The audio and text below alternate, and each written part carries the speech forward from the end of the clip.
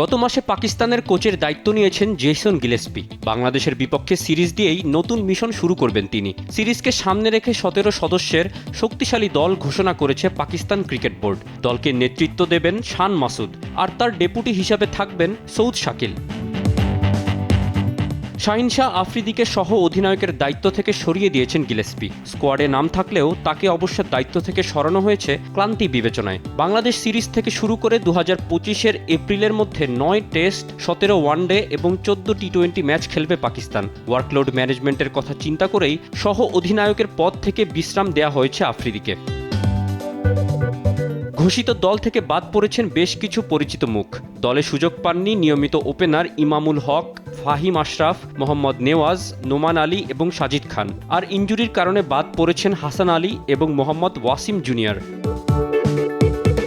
আর নতুন করে দলে যুক্ত হয়েছেন নাসিম শাহ, মোহাম্মদ আলী, মোহাম্মদ হুরাইরা এবং কামরান গুলাম। অস্ট্রেলিয়ার বিপক্ষে সবশেষ সিরিজে খেলা 13 জনই আছেন স্কোয়াডে। আগামী 21 আগস্ট রাওয়ালপিন্ডির টেস্ট দিয়েই শুরু হবে সিরিজ। করাচিতে দ্বিতীয় টেস্ট শুরু হবে 30 আগস্ট থেকে।